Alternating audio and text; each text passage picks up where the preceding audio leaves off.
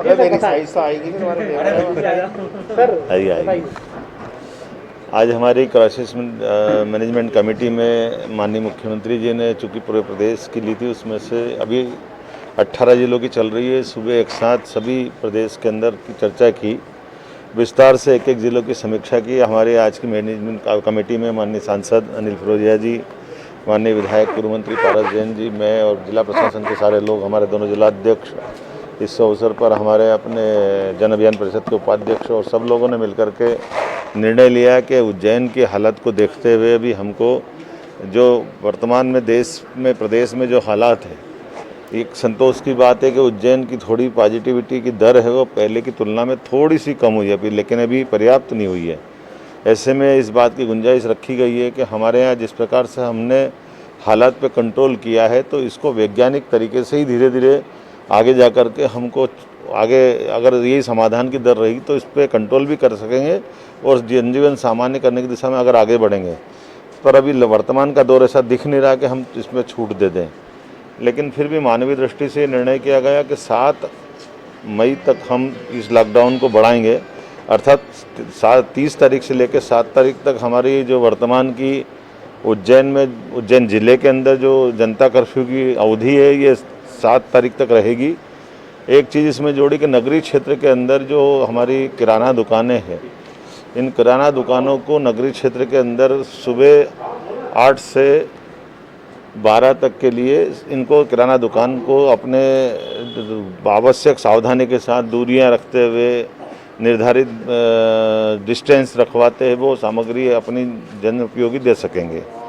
एक दूसरी महत्व की बात है कि जो हमारे राशन की दुकानें हैं, इन राशन की दुकानों पर आगामी 3 माह का राशन फिर देने की दृष्टि से 1 तारीख से दोबारा निर्देश जारी कर दिए हैं। खास बात इसमें रखी कि पात्रता पर्ची वाला भी जो अभी तक राशन इनको नहीं दे रहा था, माननीय मुख्यमंत्री जी ने उस बात को कंसीडर किया है। 2 हमने बड़े पॉइंट लिए थे, उन दोनों पॉइंट पे भी हम जा रहे हैं कि खासकर हमारे लिए जो ऐसे प्राइवेट चिकित्सक है, जिन चिकित्सकों को अपने अलग अलग ख्याति है, पहचान है, वो भी अपने अपने चिकित्सालय में बैठ करके अन्य बीमारों के मरीजों को भी वो देखे, क्योंकि कोविड का इलाज होना, कोविड की चिंता करना अलग बात है, लेकिन जो सामान्य बीमार हैं, अलग से जो बीमार हैं, उनको भी चिंता करना ये हमारा काम है। हमने कोशिश की है कि जो निर्माण कार्य से लेकर उद्योग तक जो लगे हुए जिस प्रकार से अलग अलग श्रमिक हैं, वो सामान्य रूप से चलते रहे, खेती किसानी के लोग उनका अपने जीवन यापन चलाए, लेकिन ये शहरी गतिविधि या व्यापारिक गतिविधियों से इनको दूर रखते हुए अपने अपने निश्चित संस्थान में ही इनको पूर्वत आने जाने की दृष्टि से, क्योंकि जीवन यापन के लिए जो न्यूनतम ज़रूरतें हैं उसका पालन करें। चिकित्सीय दृष्टि से, हॉस्पिटल की दृष्टि से हमने 2 निर्णय और किए हैं। एक निर्णय ये किया है कि हमारे पास, जैसे आपकी जानकारी में, पहले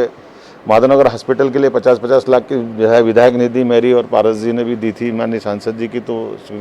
सरकार ने दी नहीं है। तो हमने कहा कि हमारे 50 लाख रुपए का जो आपको उपयोग करना है पूरी दृष्टि से, क्योंकि 3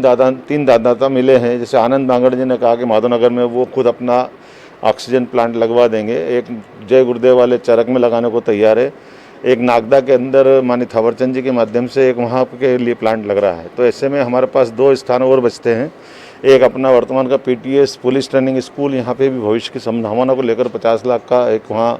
प्लांट लगे। इसी प्रकार से आयुर्वेदिक कॉलेज के अंदर, आयुर्वेदिक हॉस्पिटल के अंदर भी माननीय पारस जी की राशि वहाँ लगा दे। अर्थात कहने का तात्पर्य है कि जहाँ भी आवश्यकता लगे कोरोना मरीज की दृष्टि को लेकर हमने ये छूट दी है कि एक बार हमने पैसे दिए तो इसको पैसे का जो बेहतर उपयोग हो सकता है वो करें। एक जानकारी के लिए बता दें कि जो वर्तमान के दौर है, उस दौर में अभी जो हमारी दर है, यद्यपि दर कंट्रोल में है, लेकिन फिर भी आगामी दृष्टि से सावधानी के लिए हमारा जो बॉटलिंग प्लांट है, उस बॉटलिंग प्लांट में हमने अपनी रिक्वायरमेंट माननीय मुख्यमंत्री को बता दी है कि लगभग 18 से 20 टन की हमारी रिक्वायरमेंट है, लेकिन इसको 23 से 25 टन का हमारा रिजर्व किया जाए।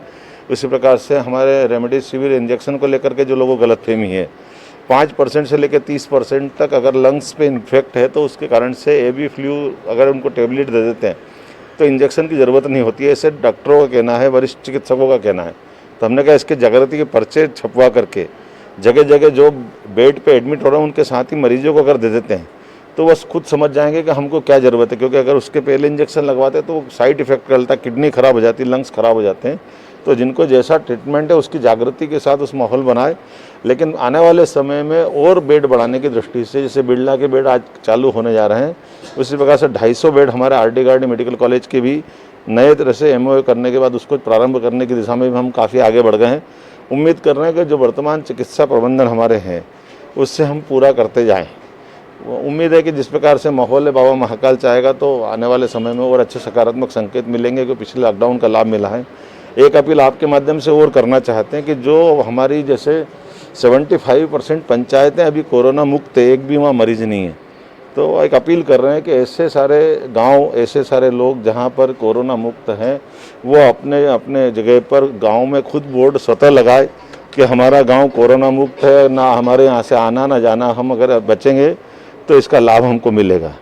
उम्मीद कर रहे हैं कि इन सारे वाहन से इसका लाभ मिलेगा और लोग बचेंगे। तो लॉकडाउन छूटने जो छोटी दुकानदार या छोटी गुमटी वाले अन्य अन्य व्यापार व्यवसाय वाले, क्या उनको कुछ राहत मिलेगी? अब इसमें जैसे आपने कहा है कि जो हमने किराना दुकान को छूट दी है, आटा चक्की को दी है और फल और सब्जी का है, बाकी अन्य दुकान को भी छूट नहीं है। मेडिकल की दवाइयों का है, दूध वालों के दवाई का है। लेकिन ये बात भी सही है कि जो ऐसे स्ट्रीट वेंडर हैं, जिन स्ट्रीट वेंडरों की अपनी संख्या भी है, उनको परसों से 1,000 रुपया माननीय मुख्यमंत्री जी अपने फंड से देने की उन्होंने घोषणा की है। उनके खातों में वो पैसा डलेगा, जिसके माध्यम से उनका व्यापार व्यवसाय में दिक्कत होने से परिवार चलाने में कष्ट नहीं आए, उसकी मदद मिलेगी। सर, रिकॉर्ड की बात करें तो चक्रतीर्थ के रिकॉर्ड है, तीनों